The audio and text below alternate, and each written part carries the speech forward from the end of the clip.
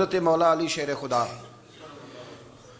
کرم اللہ تعالیٰ وجہہ الکریم کے زمانے میں روم کے بادشاہ نے کہا یار یہ مسلمانوں کا پتہ تو کرو، یہ آخر کیوں اتنے زیادہ مجاہد ہیں۔ اس زمانے میں جاسوس بھیجنے کا مزاج تھا، اب تو جاسوس پکڑا جاتا ہے، اب تو جاسوس اور جاسوسی کا شوق ویسے آج بھی ہے۔ عرض کروں تھوڑی سی بات اس عنوان سے، پتہ کیا ہمارا مسئلہ ہے؟ ہم جہاں جاتے ہیں نا وہاں تھوڑی خوشبو سونگھنے کی کوشش کرتے ہیں، وہ کیا ہے تو یہ کیا ہے تو ادھر کیا ہے تو تھوڑا سا ادھر کیا ہے۔ میرے رسول پاک پڑھیے درود شریف، سارے پڑھیے ذرا زور سے، صلی اللہ تعالی۔ نبی پاک علیہ السلام نے فرمایا جاسوسی نہ کرنا ورنہ تم بندوں کو خراب کر دو گے، اور فرمایا اس طرح نہ ہو کہ تم کسی کے آپ کھول نہ نکلو تو تمہارے پہلے کھول جائیں۔ یہ جو ذوق ہے نا یہ ختم کریں، چھوڑیں، مطلب آپ کس چکر میں پڑے ہوئے ہیں، اتنی زیادہ توجہ کرنے کی کیا ضرورت ہے؟ نے کام سے کام رکھیں، اس میں بندہ تھوڑا سا نا آسان رہتا ہے۔ یہ جو بہت زیادہ ٹٹولنے والے لوگ ہوتے ہیں نا وہ بیچارے پھر عمر ٹٹولتے ہی گزار دیتے ہیں، اس لیے کہ مزاج ہی بہت پکا ہے، بوری کا منہ کھول کے اندر تک ہاتھ ڈالنا، تو پھر کئی دفعہ سامنے سے بچھو بھی لڑ جاتا ہے، خرابی ہوتی ہے۔ تو جاسوسی کی جاتی تھی، اس نے بھی جاسوس بھیجے، کیونکہ قبیلوں کے لوگ تھے، کچھ مسلم کچھ کافر، پہچانے نہیں جاتے تھے لوگ، تو کچھ لوگ اس نے بھیجے، انہوں نے آ کے نا تحقیق کی، ریسرچ کری کہ آخر ماجرا کیا ہے، تو واپس جا کے انہوں نے رپورٹ دی نا روم کے بادشاہ کو۔ اس رپورٹ کا ایک جملہ بڑا شاندار ہے، وہ کہنے لگا بادشاہ ہمیں مسلمانوں کی کوئی سمجھ نہیں آئی، ہمیں کوئی سمجھ نہیں آئی۔ انہوں نے کہا بھی کیوں نہیں سمجھ آئی؟ کہنے لگے یار عجیب بندے ہیں، جب رات مصلے پہ بیٹھتے ہیں تو یوں لگتا ہے ان کا دنیا سے رشتہ ہی کوئی نہیں، کوئی کسی کو نہیں جانتا، کوئی اپنے دکھ سنا کے رو رہا ہے، کوئی اپنی بات کر کے رو رہا ہے، لگتا ہے کہ ان کا کوئی رشتہ ہے ہی نہیں جب مصلے پہ بیٹھتے ہیں۔ اور فرمایا جب سویرے یہ جہاد کرنے نکلتے ہیں تو لگتا ہے ان سے زیادہ دلیر ہی کوئی نہیں، حالانکہ جو مصلوں پہ رونے دھونے کے لوگ ہوتے ہیں وہ کئی دفعہ جہاد میں کام نہیں کرتے، لیکن عجیب لوگ ہیں کہ رات کے راہب ہیں دن کے مجاہد ہیں،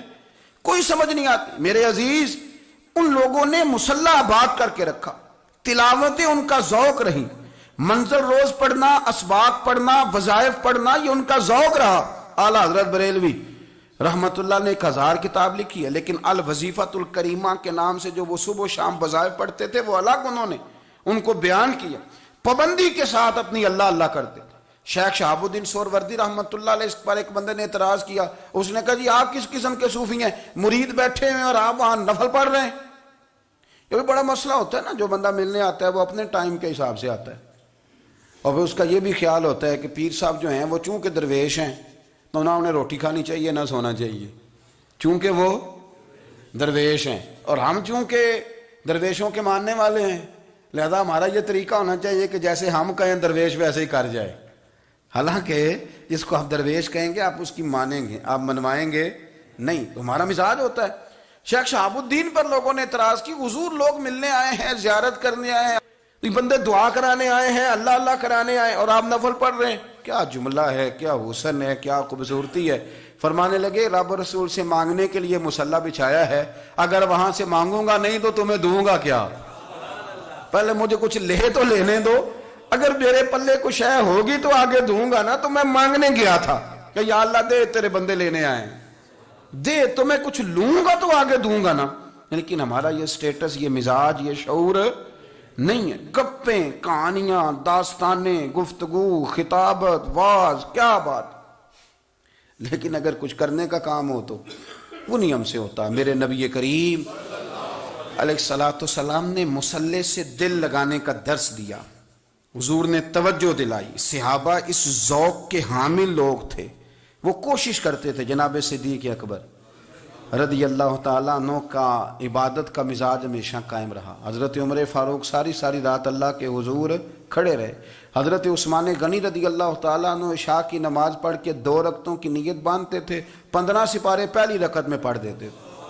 اور 15 سپارے قرآن مجید کے دوسری رکعت میں پڑھ دیتے تھے۔ آپ نے نا حضرت عمر فاروق کے وصال کے بعد ان کی ایک بیوہ سے نکاح کیا،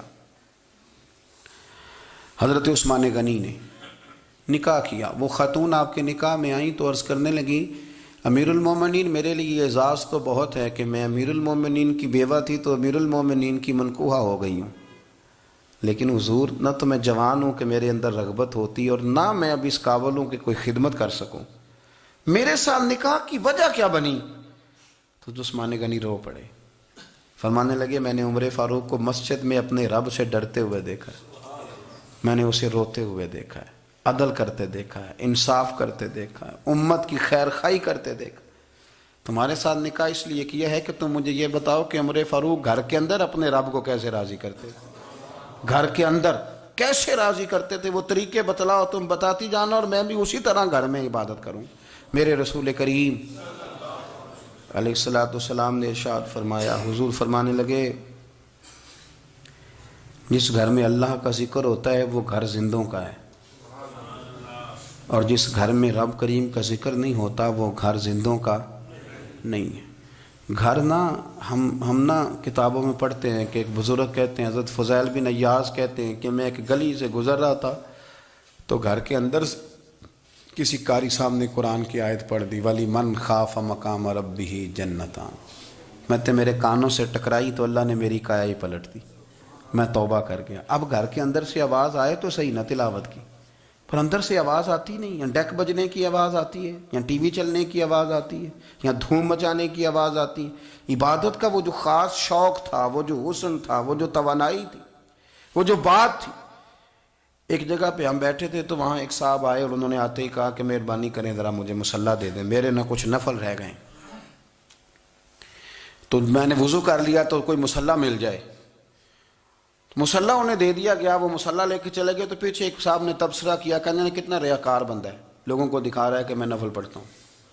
ہے کوئی بات کرنے والی؟ میں نے اسے کہا تو مہربانی کرنا، اس طرح کی ریاکاری تو بھی کر، پکڑ مصلی اور جا تو بھی تھوڑی ریاکاری کر کے آ، اٹھ ذرا، شکر کر کوئی یہ ریاکار بھی ملا ہے، کوئی نفل پڑھ کے ریاکاری کر رہا ہے۔ اللہ کا میں کہتا ہوں کو پڑھے تو صحیح نہیں، یہ کوئی دور ہے نفل پڑھنے کا؟ اس میں تو لوگوں کا مزاج ہی نہیں، طبیعت ہی نہیں۔ میں نے کہا چل مہربانی کر، یہ لے مصلی اور تو بھی جا تھوڑی سی، یا کر یا ریاکاری کرو تو صحیح نا، مزاج ہی نہیں۔